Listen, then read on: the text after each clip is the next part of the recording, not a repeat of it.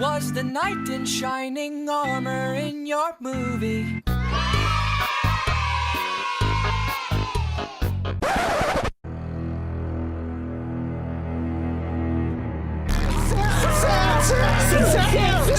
Oh, my bad, bro.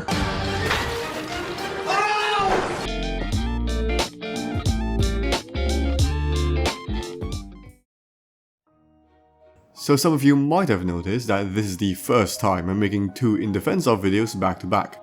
I initially had a completely different video in mind, but due to a series of hotfixes because this season's a mess, plans have changed. We have not one but two weapons that have been buffed to the point they can compete with the meta now.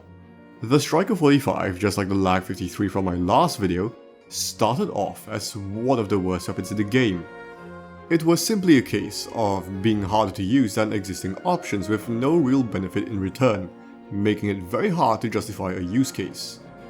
Since then, it received a series of buffs over the seasons which made it viable, but this season's buff is the one that finally pushed it into being actually competitive.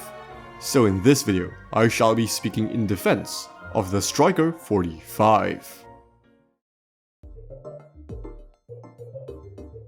So what exactly changed with the Striker 45? The Striker received a pretty significant buff to its damage in the 3rd and 4th damage phases, going from 30 to 20 to 31 to 23. So assuming you aren't hitting leg shots, you can 3-tap in the 3rd damage phase, and 4-tap up to infinity, which is effectively a massive buff to its overall range. The devs initially wanted to reduce the stomach multiplier to compensate for this, but the Chinese playerbase yelled at them so hard that they took it back, although in hindsight, the devs might have been onto something. They've also reduced the penalties of the 400mm stainless steel barrel. Its ADS time penalty has gone from plus 16% to plus 12%, and its movement speed penalty went from minus 4% to minus 2%. This buff was actually part of Season 7 this year, but they reverted it for some unknown reason. So as part of a hotfix this season, the buff finally went through. Given that this was already the best option as far as barrels go, this is effectively a buff to its mobility and handling. Now we can talk about the weapon itself. I'll be comparing the Striker 45 to the other meta 3-tap, so this includes the HVK-30, USS-9 and DRH. Starting off with the lethality, the Striker 45 features an extremely competitive 3-tap time to kill of 200 milliseconds. This is tied with the USS-9 and is faster than the DRH but slower than the HVK-30. Just like the USS and HVK, the Striker can 2-tap in the initial damage phase, if you land both shots to the head, for a near instant time to kill of 100 milliseconds. This makes the Striker a very strong anti-headglitch weapon in closer ranges. The standout feature of the Striker 45 is its range. Thanks to the buff this season, the Striker 45 has an absurdly long effective 3-tap range at 35 meters. Why the devs are obsessed with giving SMGs more range than assault rifles is beyond me, but this is double that of the HVKs, and is nearly tied with the DRH, which is a gun that's already known for its phenomenal range profile, except the Striker has a faster time to kill on top of that. Beyond this range, the Striker will 4-tap for a time to kill of 300 milliseconds, which is still very impressive, although you'll basically never encounter this range, given that most gunfights happen below 35 meters. To make use of this very impressive range profile, the Striker's BSA is more than enough for most gunfights in standard multiplayer. This is a good bit better than the USS-9 with the common build, which can't really challenge assault rifles at range anymore due to the BSA nerf this season. The Striker's hit flinch is also much better at 0.8 compared to the USS-9's atrocious 1.1. Obviously, it's still higher than assault rifles since it is an SMG, but your odds against higher bullet impact weapons are much better than that of the USS. You can try to build the USS-9 to match the Striker's BSA and hit flinch, but you'll end up heavily penalizing its mobility and handling. Magazine capacity is the largest out of the 4 weapons here at 45. For a 3-tap weapon, this is very impressive as it equates to a very high kills per mag of 15. This is nearly twice as much as the DRH, and means that you have way better sustainability than pretty much every other meta flex weapon, allowing you to go on long killing sprees before needing to reload. And even if you need to, its reload times are pretty fast, so you have very little downtime for how much sustain it has. This makes it a very strong option in respawns, where it's quite common for you to take multiple gunfights in quick succession. The USS does have the option for a 50 round mag, but since you are dropping the 41 AE mag, this isn't really worth it as you lose out on range, stomach multipliers, and the 2-shot headshot potential. The Striker makes no such sacrifice. Mobility is quite competitive for a flex weapon. Its sprint speed is very impressive at 6.43 meters per second. This is tied with the XM4 with the Bruiser grip and HVK30, so it's pretty close to a lot of the aggressive SMGs, and allows you to get around the map very quickly. It also has a pretty solid ADS movement speed at 3.66 meters per second, the fastest out of all the meta flex weapons. ADS time is okay at 256 milliseconds. This is on the slower side for SMGs and is more like a fast assault rifle. So while you still can play somewhat aggressively, it's just not to the same extent as the USS-9 or VMP. It's more along the lines of the XM4.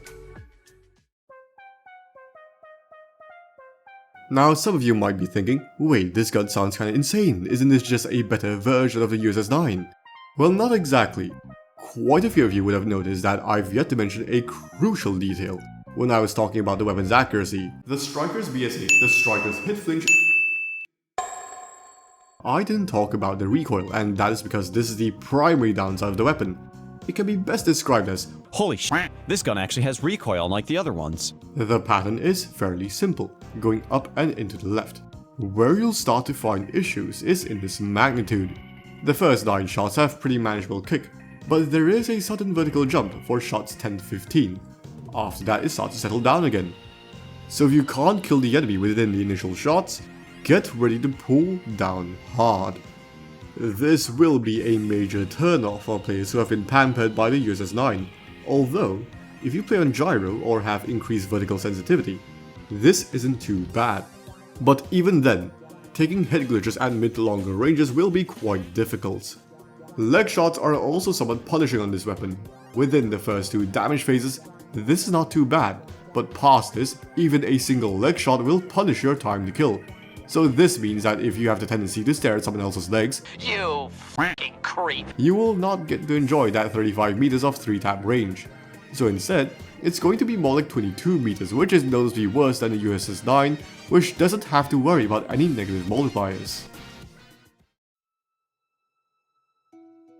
So after all of that, that leads us to the question, has the USS-9 finally been dethroned? good guess, but actually no. The USS-9 is still way easier to use due to its non-existent recoil and lack of punishing multipliers. For most players, this is still the better overall option as they will be performing well with it more consistently. The USS also has faster ADS time and better hipfire accuracy, which makes it more reliable in close quarters. The Striker 45 on the other hand is the higher risk but higher potential option, featuring a much longer 3-tap range, larger mag size along with better BSA and hit flinch, while still having better mobility. All of this comes at the cost of having noticeably more recoil, especially with that sudden jump after the initial shots. Some of you might be slamming on the keyboards right now. Didn't you dismiss the Peacekeeper at Groza due to the recoil? Why is this an exception? I'm glad you asked. The actual reason I dismissed these weapons was because the time to kill was not fast enough to justify the recoil, compared to other options. In this case, it is actually worth it because this gun has the fastest mid to long range time to kill out of all the flex weapons. So the recoil being on the higher side was to ensure that not everyone can use it. Imagine getting 3-tapped across the map by a gun with very little recoil. That'll be f***ing cancer to fight against. One thing I will say though is that in competitive, this gun does have some potential. Pretty much all of the good 3-tappers have been partially banned. The HVK's large caliber ammo and the DRH's OTM mags have been banned. The USS-9 can't use the 41 AE mag or any of the range boosting barrels.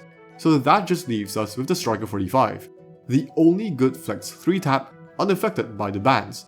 And since a lot of pro players use gyro, they will have an easier time controlling the recoil, allowing them to make use of its incredible 3-tap range and large mag.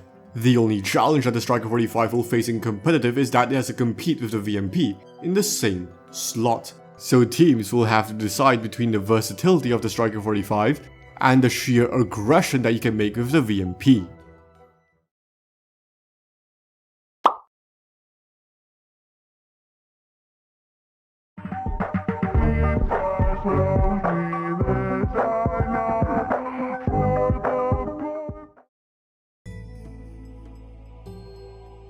When it comes to building the Striker 45, we'll be focusing on maximizing its effective range.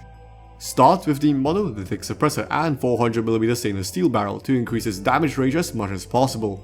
The FTAC 60 series polymer grip for better BSA, 45 round max for the largest ammo capacity, and an optic of preference for better visibility.